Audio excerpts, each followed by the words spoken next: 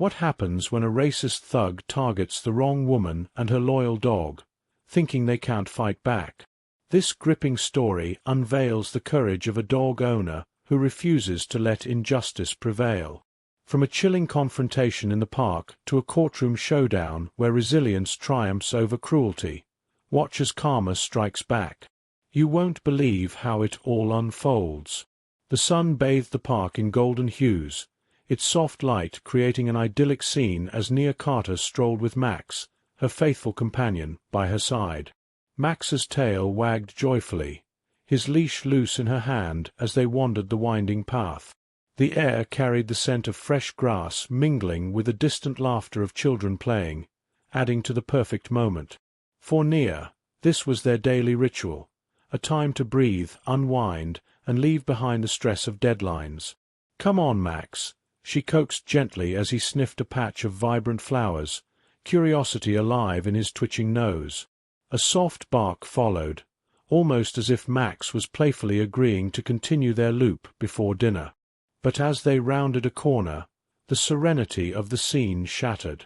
A man loitered by a bench, his sharp gaze fixed on them. His posture, slouched and hostile, sent a ripple of unease through Nia. As she drew closer, his sneer deepened, and his disdainful voice cut through the peaceful atmosphere. "Out for a stroll, huh?" His tone dripped with contempt, his eyes darting between Nia and Max. "Fancy dog for someone like you." Nia's heart tightened, but she steadied her voice, replying calmly, "Just getting some fresh air." She hoped to pass without incident, but the man scoffed and lingered, his glare sharp and unrelenting. "Fresh air, yeah? Walk your dog like nothing happened," he mocked, his words brimming with bitterness. Confusion clouded Nia's mind. "What are you talking about?" she asked cautiously. "You people think you can do whatever you want." His voice rose, anger flaring. "Move into our neighborhoods, drive up rents, push people like me out, and act like it's no big deal." Nia froze, her grip on Max's leash tightening. "I don't know what you're talking about, but I don't have anything to do with that," she said, her voice firm yet uneasy.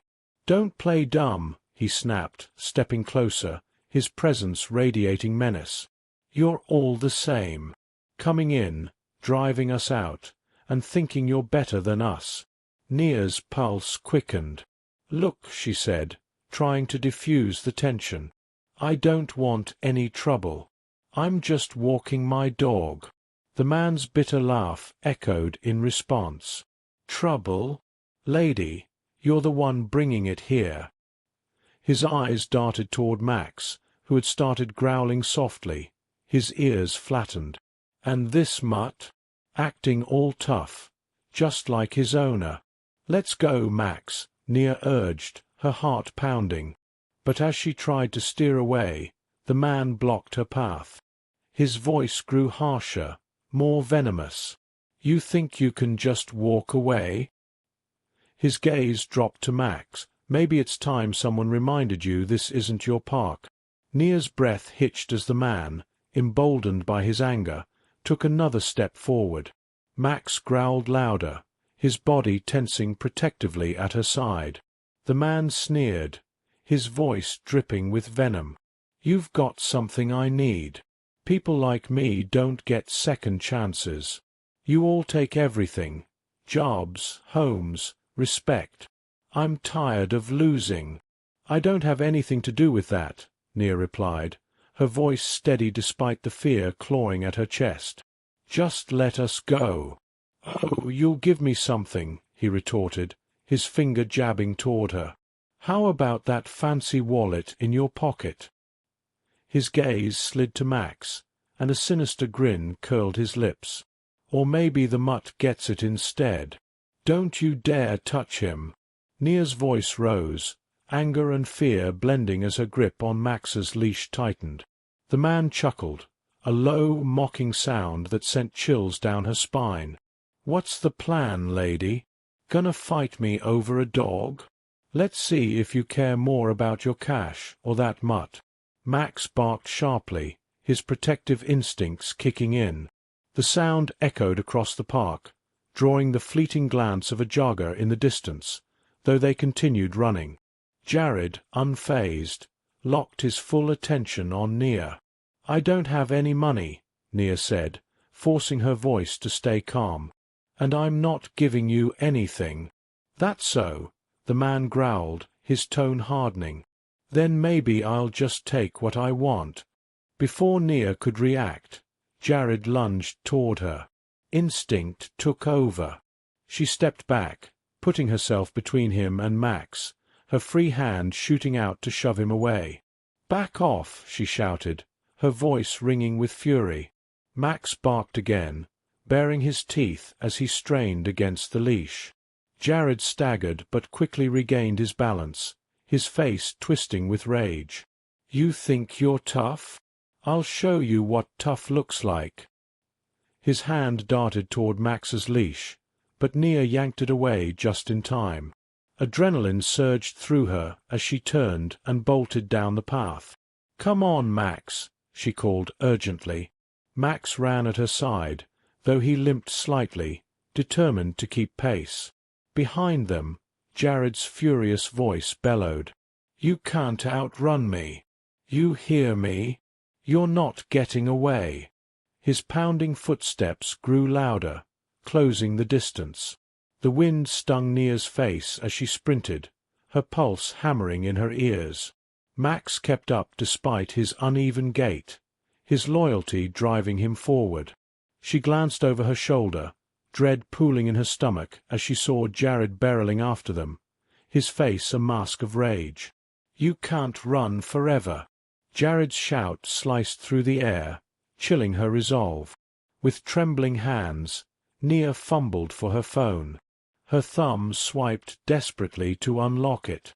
Come on," she muttered breathlessly, her legs pumping as fast as they could carry her. Finally, she managed to dial 911 and pressed the phone to her ear. "This is 911. What's your emergency?" "There's a man chasing me." Nia panted, her words spilling out in a frantic rush. "He attacked me and my dog. He's trying to hurt us." "Are you in a safe location?" the operator asked calmly. "No. I'm running through the park," Nia replied, her voice quaking. "He's right behind me. Please send someone now. Stay on the line with me." "Can you describe the man?" Nia glanced back again, her heart racing as Jared gained ground. "White male, late 20s, hoodie, jeans, brown hair," she gasped. "He's chasing us." "Officers are on their way," the operator reassured. "Keep moving if you can, and try to stay in well-lit areas." Nia veered onto a busier path, scanning desperately for someone, anyone, who might intervene. But the park seemed eerily deserted, the laughter of children and hum of life replaced by the haunting echo of Jared's taunts. "You think the cops will save you?" Jared's voice boomed, closer now. "They won't do a damn thing." His taunts sent fresh fear coursing through Nia's veins, but she refused to stop. Glancing over her shoulder, she saw his furious expression and quickening strides. The sight propelled her forward, even as her legs burned and her lungs screamed for air. "Please hurry," she begged into the phone, her voice trembling. "He's getting closer." Behind her, Max let out a soft whine, his limp more pronounced. Nia's heart twisted at the sound, but she whispered fiercely, "Almost there, Max, stay with me, buddy." The pounding of Jared's footsteps was deafening now, echoing like a drumbeat through the empty park. Nia pushed harder, every instinct screaming at her to run. But just as she felt she couldn't go any farther, Jared lunged.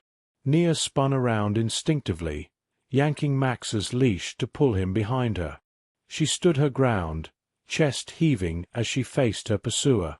Jared's sneer was predatory, his hatred palpable as he closed the gap. "You really thought you could outrun me?" Jared sneered, stopping just a few feet away. His chest heaved with exertion, but his voice carried the same venomous arrogance. Look at you, pathetic. Should have handed over the wallet when you had the chance. Now you've made things harder for yourself. I don't have anything for you. Nia shot back, her voice trembling but defiant. Leave us alone. The police are coming. Jared let out a harsh, mocking laugh. The police. He gestured around the deserted path. Where are they, huh? Do you see anyone coming to save you? It's just you, me, and that mutt. Max growled low, his protective instincts undeterred despite his injuries. Jared's sneer twisted cruelly as he pointed at Max. That thing? You think it's going to protect you? One good kick, and it's done. Don't you dare touch him. Nia's voice rose, fury igniting in her chest as she clenched her fists. You've done enough. Oh, I'm just getting started, Jared snarled, taking a threatening step closer. You people think you can take whatever you want, but not today. Stay back. Nia warned, her voice low and firm. Her whole body trembled, but she held her ground, refusing to back down. Running wasn't an option anymore. Jared wasn't going to stop, and she wouldn't let him hurt Max, or herself, again. Jared smirked, taking another step forward. What are you going to do, huh? Swing that leash at me? Scream for help? He spread his arms mockingly. Go ahead. Let's see who's really in charge here. Max barked, louder this time, the sound sharp and defiant. Jared flinched slightly, his bravado faltering for a split second before his sneer returned. He coiled his hands into fists, his stance menacing. Nia steadied her breath, her mind racing as she weighed her options. The air between them felt charged, thick with unspoken threats. Max's growls filled the tense silence, his loyalty unwavering. Jared's smirk widened as he stood just a step away from Nia, his gaze flickering between her and Max. The tension crackled like a live wire. Nia's grip on Max's leash tightened, her voice trembling with both fear and fury. Don't do this. Just walk away. Jared scoffed, his expression hardening. Walk away. Nah. You're gonna give me what I want, or your mutt won't walk again. Her eyes darted down to Max, who stood firm at her side, his growls deepening as he bared his teeth. Despite his limp, his body radiated a protective energy that made Nia's chest tighten with both pride and fear. She hesitated briefly, a part of her considering if giving Jared what he wanted might end this nightmare. But her resolve hardened. Nia's fingers trembled as she reached into her jacket pocket and pulled out her wallet. Take it, she said, her voice strained but firm. Just leave us alone. Jared snatched the wallet roughly, rifling through it with greedy hands. His sneer grew as he pulled out the few bills she carried. This, he mocked, shaking the money in front of her. Pathetic. He tossed the empty wallet to the ground and took another step forward, his eyes glinting with malice. Maybe I'll teach you a lesson anyway. That was the moment Max moved. With a sudden protective lunge, Max leaped at Jared, his jaws clamping onto the man's jeans. Jared cursed, stumbling backward as the dog's teeth sank into the fabric. Get this stupid dog off me, he yelled, thrashing violently to shake Max free. Max, no. Nia cried, her voice cracking with panic. She tugged desperately at the leash, trying to pull Max away, but her loyal companion refused to let go. His growls turned feral, his determination unyielding. Jared's rage boiled over. With a brutal motion, he raised his boot and kicked Max hard in the side. The sickening thud echoed in Nia's ears as Max let out a heart-wrenching yelp, his body crumpling to the ground. That's what you get. Jared spat, his face contorted with fury. Max! Nia screamed, dropping to her knees beside him. Her hands shook as she cradled his trembling body, tears streaming down her face. "It's okay, buddy. Stay with me. Please, stay with me." Jared loomed over them, his chest heaving as if ready to strike again. But before he could move, the distant wail of sirens pierced the air. The shift in Jared's expression was instant. Panic flickered in his eyes as he glanced around the park, suddenly aware of how exposed he was. "Damn it!" he muttered under his breath. Without another word, he turned and bolted, disappearing into the shadows of the nearby trees. Nia didn't move. Her entire focus was on Max, whose eyes were half closed, clouded with pain. She whispered softly to him, her tears soaking into his golden fur. "You're going to be okay, Max. I promise." The sound of the sirens grew louder, bringing a bittersweet wave of relief. Help was finally here. As the sirens closed in, Nia knelt on the hard pavement, her trembling hands gently stroking Max's fur. His chest rose and fell unevenly, each shallow breath tugging at her heartstrings. "Max, stay with me," she whispered, her voice breaking. "You're my boy, my brave boy. You've got this." Max let out a faint whimper, his head twitching slightly at her touch. It was a tiny response, but it gave her a fragile glimmer of hope. Moments later, a police car skidded to a halt nearby, its red and blue lights painting the scene in flickering hues. The officers stepped out swiftly, their faces a mixture of urgency and concern. Right behind them, an animal services van pulled up, its logo stark against the dim park lighting. "Ma'am, are you injured?" one officer asked, his calm but urgent voice breaking through Nia's haze of panic. She shook her head quickly, her tears still flowing. "Not me. But my dog, Max. He's hurt. He's in so much pain," she stammered, her voice cracking. The officer crouched beside her, his expression softening as he glanced at Max. "We'll get him help, I promise," he said, pulling out his radio. "Animal Services is right behind me. They'll take care of him." The vet tech emerged from the van, carrying a stretcher. She knelt beside Max with swift but gentle movements, her practiced hands assessing his injuries. "He's a fighter," she said with a reassuring smile to Nia. "We'll take good care of him." "Thank you," Nia whispered, her voice raw with gratitude. Her hands hovered over Max as they carefully lifted him onto the stretcher. His tail flicked weakly, and it was enough to bring fresh tears to her eyes. "That's my boy," she murmured. "You're so strong." As Max was secured in the van, the officer turned back to Nia. "Can you tell us what happened, ma'am?" Nia nodded, her jaw tightening as her grief gave way to a fierce determination. "A man attacked us," she began, her voice steadier now. "He threatened me, stole my wallet, and kicked Max, twice. Then he ran when he heard the sirens." The officer's face tightened, his eyes narrowing. "Did you get a good look at him? Can you describe him?"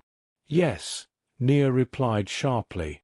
White male, mid-twenties, brown hair, wearing a grey hoodie and scuffed boots. "He said things, hateful things about people like me, and he wasn't going to stop." The officer jotted down her words, nodding grimly. "We'll put out a description and start looking for him immediately. Do you want to file a report now, or do you need some time?" Nia's fists clenched, her resolve unshakable. "No, I'll do it now. That man isn't getting away with this." The officer gave her a firm nod. "Good. Let's start at the beginning." As she recounted the events, Nia glanced toward the Animal Services van. Through the open door, she could see Max lying on the stretcher, his golden fur illuminated by the van's interior light. A vet tech gently adjusted his bandages, and for a moment a flicker of hope coursed through her. Hours later, Nia returned to her apartment, but the space felt unbearably empty. The absence of Max filled the room with a heavy stillness. She stood frozen in the doorway, her gaze falling to the spot where Max's bed lay empty. His favorite toy sat untouched, and her heart clenched as the memory of his pained whimper echoed in her mind. The leash still dangled from her hand, its familiar texture now a painful reminder of the night's events. She clenched it tightly, her jaw tightening as a surge of determination coursed through her. The officers had promised to handle it, to find Jared and ensure justice was served. But as the hours stretched into the night, unease gnawed at her.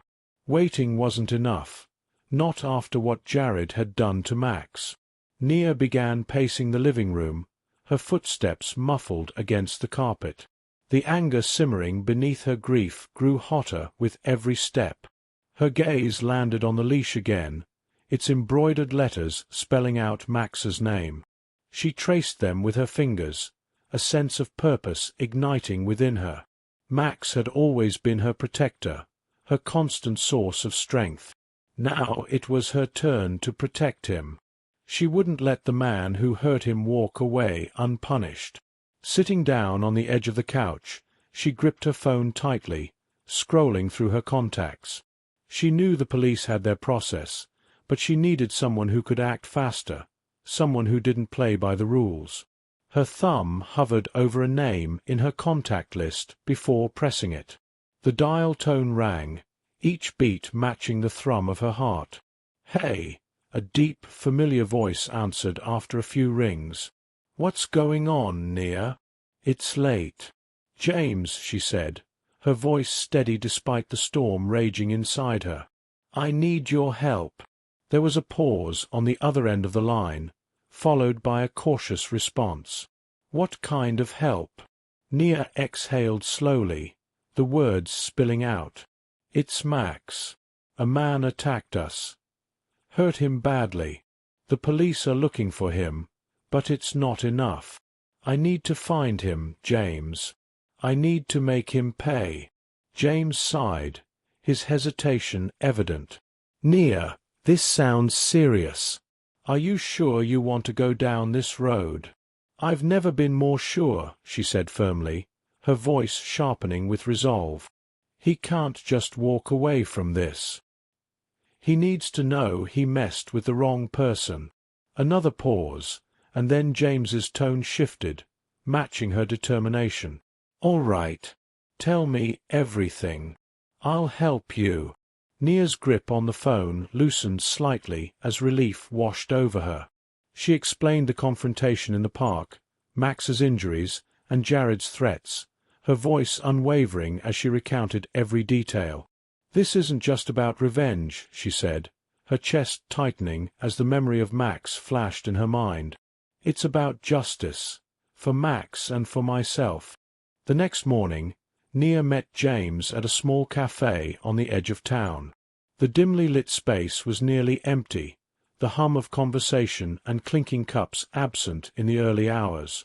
She sat at a corner table, her hands wrapped tightly around a mug of untouched coffee. The steam curled upward, unnoticed, as her mind raced through the events of the previous night. Her gaze snapped toward the door every time it opened, and finally James walked in.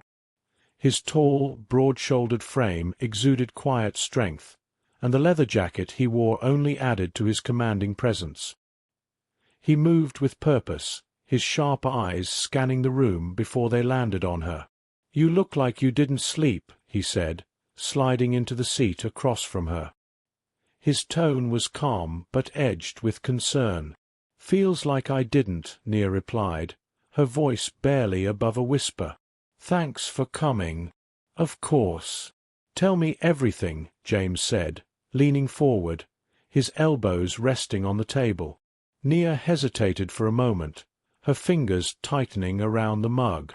"It's Max," she said finally, her voice breaking slightly. "A man attacked us. He hurt Max, threatened me, and then ran. The police are doing what they can, but it's not enough. I can't just wait around while he gets away." James studied her intently, his dark eyes narrowing. "You're asking me to track someone down," he said, his tone even. "Yes," she said firmly. "I need your help. You know how to do this." He exhaled slowly, leaning back in his chair. "This isn't just about finding someone, Nia. It's about being ready for what happens next. Are you sure you want to go down this road?" Nia's jaw tightened, her determination burning through any doubt. "I'm sure. I need to find him, James. He can't hurt anyone else the way he hurt Mac." James nodded, his expression grim. "All right. Tell me everything about him. What he looked like, what he said, anything that might help me find him." Nia recounted the confrontation in the park, her voice steady despite the pain each memory brought. She described Jared's hateful words, the way he sneered at her, and the brutal kicks he'd delivered to Max. When she finished, James's jaw was tight, and his gaze had turned cold. "This guy sounds like trouble," he said. "But I've dealt with worse. I'll help you find him." "Thank you," Nia whispered, relief flooding her voice. James leaned closer, his tone serious. "We start with places he might go. Bars, run-down spots, anywhere someone like him might hide. But we have to be smart about this. If he finds out we're looking for him, he could disappear." "I'll do whatever it takes," Nia said, her resolve hardening. "He's not walking away from this." James stood, grabbing his keys. "Then let's get started. The sooner we begin, the sooner we find him." Nia followed him out of the cafe, a renewed sense of purpose surging through her. Jared had made a mistake when he targeted her and Max, and now she had someone in her corner who wouldn't let him slip through the cracks. The city streets were cloaked in an early morning haze as James drove with steady precision, his sharp eyes flicking between the road and the mirrors. Nia sat beside him, her hands gripping Max's leash tightly as if it could anchor her resolve. The tension in the car was palpable, the quiet broken only by the low hum of the engine. "So here's the plan," James said, his tone clipped and professional. "We'll start with the bars and dive spots I know, places where guys like him go to blow off steam. If he's local, someone will have seen him. We ask questions subtly, feel out the scene. If no one talks," he glanced at her, his expression steely. "Someone always talks. You just need to know how to ask." Nia nodded, clutching the leash harder. "And if he's not at those places?" "We follow every lead," James said firmly. "When you're tracking someone, no clue is too small." The car came to a stop outside a dingy bar tucked into a shadowy corner of the city. The neon sign above the entrance flickered weakly, casting uneven light onto the cracked sidewalk. James cut the engine and turned to her. "Stay close. Let me do most of the talking," he instructed. "Got it," Nia replied, though her stomach churned with nervous energy. They stepped out of the car, the cold air biting against Nia's skin. James led the way, his posture relaxed yet purposeful. Inside, the bar reeked of stale beer and cigarette smoke. A handful of patrons sat hunched over their drinks, and a surly bartender wiped down the counter with slow, deliberate motions. James approached the bar, nodding once at the bartender. "Looking for someone," he said, sliding a $50 bill across the counter. "Mid-20s, brown hair, grey hoodie. Name's Jared. Seen him?" The bartender paused, his eyes flicking to the bill before narrowing at James. "What's it to you?" "Just need to talk to him," James said, his voice low and firm. "He caused some trouble for a friend of mine, and I'd rather settle it quietly." The bartender snorted but pocketed the money. "Saw someone like that a couple nights ago. Loud, drunk, mouthing off about people moving into his neighborhood. Fits your description. Where'd he go?" James pressed. "Don't know," the bartender replied, shrugging. But he mentioned crashing with somebody, guy named Mike, I think. Lives over in the old industrial district. James nodded, straightening. Appreciate it. They left the bar quickly, stepping back into the cold air. Nia turned to James, her brow furrowed. Do you think this Mike guy knows where he is? It's a lead, James said as he unlocked the car. And when you're tracking someone, you follow every lead. As they drove toward the industrial district, Nia's nerves began to transform into determination. The thought of Jared hiding out, thinking he was untouchable, only strengthened her resolve. When we find him, she said quietly but firmly, I want to confront him. James glanced at her, his expression unreadable. You'll get your chance, he said. But you need to stay calm. If you lose control, he'll use it against you. I won't lose control, Nia said, gripping the leash tightly. Not this time. James nodded, and silence filled the car once more.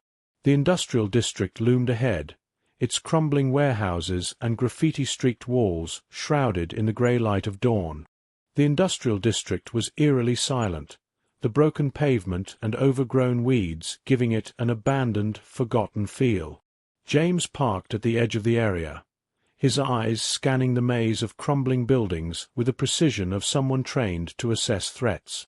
This is the kind of place where people disappear, James muttered, stepping out of the car. Stay sharp. Nia followed, the leash still clutched in her hand like a lifeline. The air was damp and carried the faint metallic tang of rust, making her chest tighten with unease.